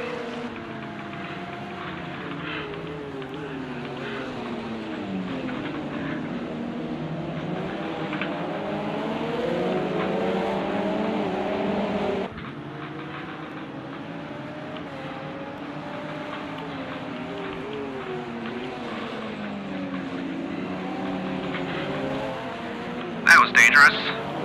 Yeah, I got a little tap there from the BMW. Again, those little taps like that will add up to something big if you're not watching out for them, and there's really nothing you can do to control them or stay out of them.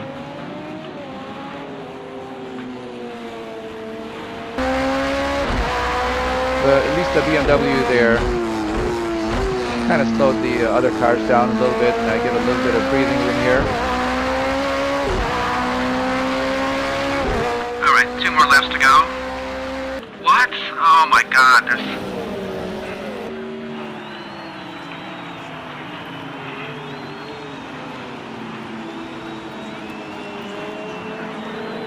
Yeah, that was my frustration in seeing that there was a couple of laps to go. The 23 is actually charging and challenging pretty hard here, so I don't know how much longer I can keep him behind. Obviously, if he gets ahead of me, there's no way that I'll be able to catch up to him. So I would definitely lose the lead and lose the race. We do have to go through the GTEs and the GT3s again. And that may give me a little bit of respite in the straight here because, again, he's very fast.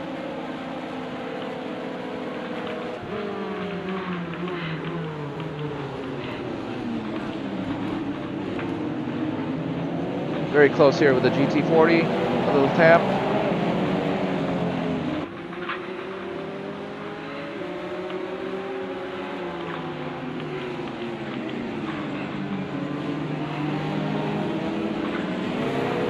And there he is, 23, right on the back. Wow, man.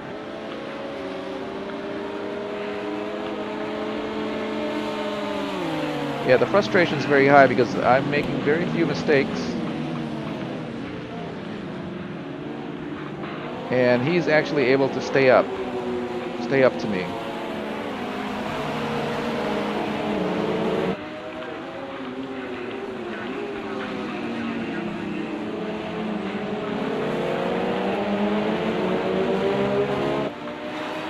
So I come on the inside again of the track to break any toe, so I don't end up pulling him in the straight. He's actually looking on the inside.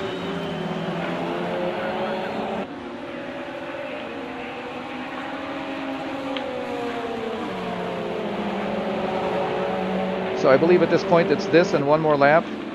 And again, here he is, very close.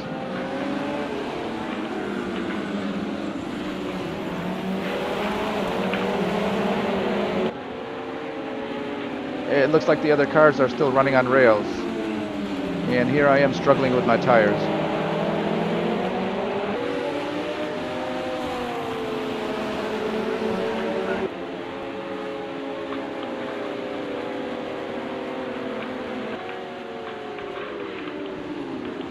More GTs.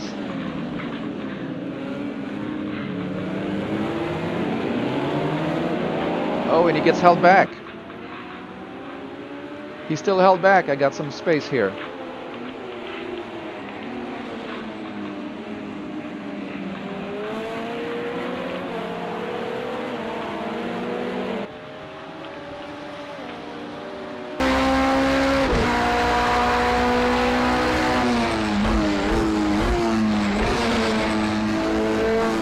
Very cautiously, very cautiously.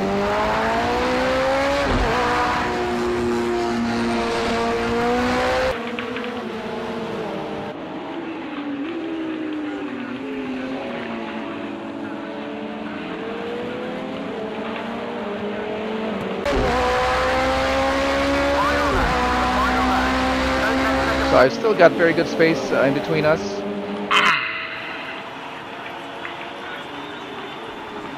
And this lap has to be the perfect lap.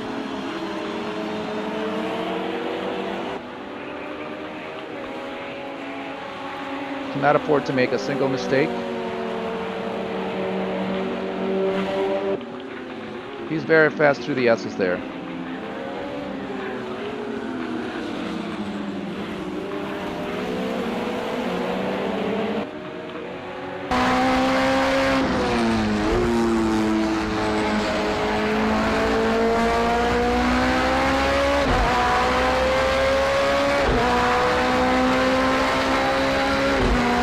At this point, the frustration level is just very high. And number 23 is just able to stay with me.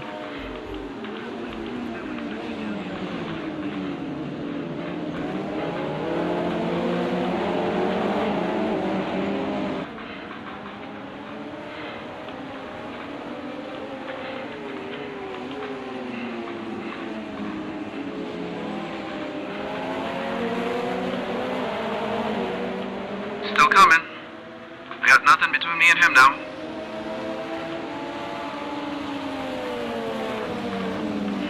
Well, we got just a couple of more turns here.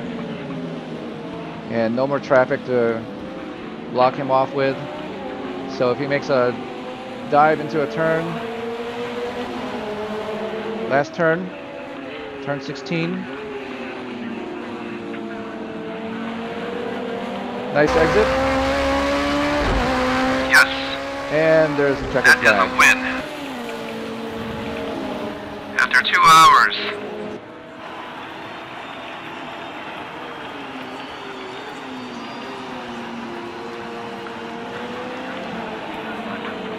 Well, that was a hard-fought victory. And I thank you for stopping by and checking us out again. I hope you enjoyed the video, and if you did, give us a like. Again, you can follow us here on Facebook as well as YouTube. We'll be presenting more footage from Formula 1 2019 as well as Project Cars 2. We also planned for Assetto Corsa Competizione as well as Race Room Racing Experience 3 when time allows, or if there's any current racing that's available on those formats. Again, thanks for stopping by. We'll see you again soon.